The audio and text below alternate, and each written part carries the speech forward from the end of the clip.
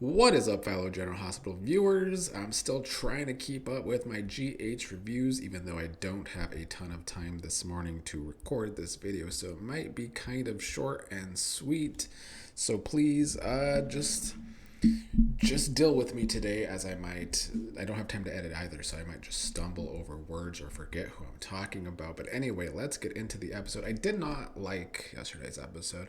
I feel like this was a great example of the plot-driven writing being piss poor, to say the least. I feel like they are trying to make instant fixes with the plot-driven writing, still trying to make Joss be the super spy with the plot-driven writing. I feel like this whole Pascal part of the storyline is a waste of time to figure out a way to continue to stretch out the storyline so that people don't just tell Sidwell that it was actually Cullum that killed Marco. Anyway, let's get into it. Valentin and Carly were in Jack's room, much like yesterday, wanting to know the point of why Jack had Nina call them in. Jack is saying that he needs Valentin's help and Valentin needs him. Jack is saying that it's Valentin's fault that he is in this predicament. Valentin blames Nina, saying that Nina has a bad aim. Carly says that they're only going to help Jack if he tells her and Valentin where Joss is. Jack is saying he doesn't know. He would tell her if he knew. Valentin says, well, we're done here because you don't have information. But Carly believes that Jack isn't lying and doesn't know where Joss is. They all do some wondering where Joss could be, and Carly is pretty sure that someone probably took her. Jack tells them that if they're going to start the search for Joss, they need to look at Windermere. And then Jack says, go to Z and tell him everything to Valentin. And so Valentin, I guess, takes this seriously, whoever this Z thing is. And Valentin leaves because he's in disguise, so Carly stays behind with Jack. And Jack tells her that Valentin has to contact Z. Z will shut down Cullum and shut down the project. And I'm just like, so if there was always this person within the WSB that is all powerful and could shut down Cullum and could put an end to this project, what was the story for? If you have to make someone in a storyline that can just put an end to the plot, it is a very lazy way out of the plot. And I'm not saying this is how they're going to get out of the plot, but just implying that there is this secret person that could end the project, where this show spent months on Brit doing this project. What a waste of time. What a waste of our time. And this is a problem with plot-driven writing. When it gets too plot-heavy, you really fuck it up for your audience. And I feel like they are doing that with their main story. It's become way too plot-driven, and they just keep adding to it to keep the story going, but they're not doing a very good job of what they're adding to it. Anyway, before Carly left, she told Jack that she will never forgive Jack for putting her daughter's life in danger, which I think is fair enough. We'll get back to the main plot. I want to talk about the plot that was actually good yesterday. I am enjoying the Willow and Chase stuff, as I think I've made pretty clear. They were still together at the pool. She saw a spider and got scared. He helped. They talked about when he helped her out with the whole murder trial and he got demoted because of it. And she's like, I became a congresswoman and you got demoted. How unfair is that? Chase is saying that being a patrolman is not his top choice, but he will work his way up again. Willow, however, wants to find a position with her in Congress, and that's kind of her idea. Meanwhile, after the Sidwell, Pascal, Fitzpatrick stuff, Lucy, Tracy, Brooklyn left Windermere. Lucy was talking to Brooklyn about how she's acting more like Phoebe's mother now, and the connection is real because, Brooklyn just really loves baby Phoebe and is a great mother. Good for St. Brooklyn. But then they talked about Chase, and Lucy is still surprised that she could forgive Chase for letting Willow ruin his police career.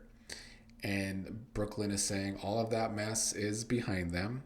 However, Brooklyn did remember her threat to Willow last week, saying that if Willow even breathes on Chase, it would be her last breath. Well, Chase is still currently with Willow again, because in yesterday's episode, well, whatever episode it was, in yesterday's video when I talked about, I think, Monday's episode, I enjoyed when Willow had the flashback to that threat and took it as a challenge with Chase. Well, they're still together at the pool, well, wherever they are, and Jace doesn't feel like he is a enough of a political expert to take this job that Willow wants him to take in Congress with her, some sort of chief of staff job for her. She's saying, though, that she needs someone she can trust, and there's nobody she trusts more than him, and she just wants him to think about it. Well, meanwhile, Tracy is arriving, sees them together, is shocked, does some snooping to listen to what they're doing while still being in shock, which I thought was pretty entertaining and dramatic. Tracy listens to them as they say they can count on each other and they want each other to be happy. And then Willow leaves and Tracy approaches Chase and is accusing him of cheating on Brooklyn, saying he's cheating on Brooklyn for the last time. So that was dramatic. I enjoyed all of these scenes. That was definitely the best part of yesterday's episode. So yeah, Fitzpatrick showed up at Windermere like the episode before, wanting to question Pascal about Marco's death, which of course is upsetting to Sidwell. Meanwhile, Joss was still held captive in that room, messing with the light fixture.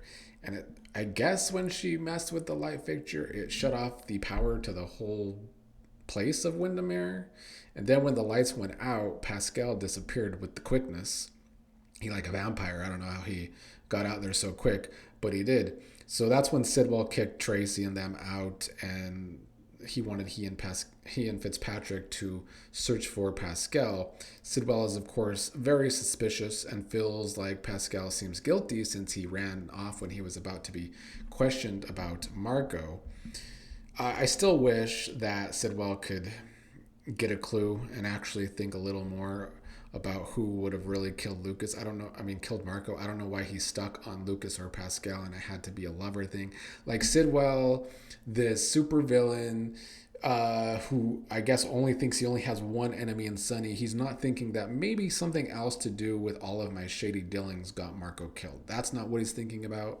He thinks it had to be because of Marco's love life.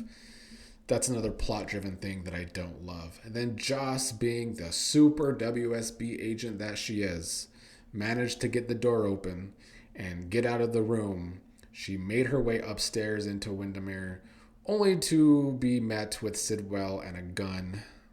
So she might have escaped for now, but I don't know if she's going to totally escape. It was, I guess, kind of a fake out to maybe try and make the Joss held captive storyline more interesting. But I don't know if they really were successful with that. Sonny and Laura were also discussing this whole plan with Lucas for Pascal. Laura doesn't want to cross a line with this plan. Sonny saying he's not going to really hurt Pascal. Lucas meets with them. Lucas is fearing he said too much to the police about Pascal, and they might think he's just trying to get guilt off of himself and make Pascal look guilty. But Laura and Lucas are happy that their plan worked because Pascal ran away. Then Pascal got to his car. However, it won't start. He was doing some really bad, frustrating acting, only for Sonny to approach him, having messed with his car. So the Sonny, Laura, and Lucas plan worked to get to Pascal.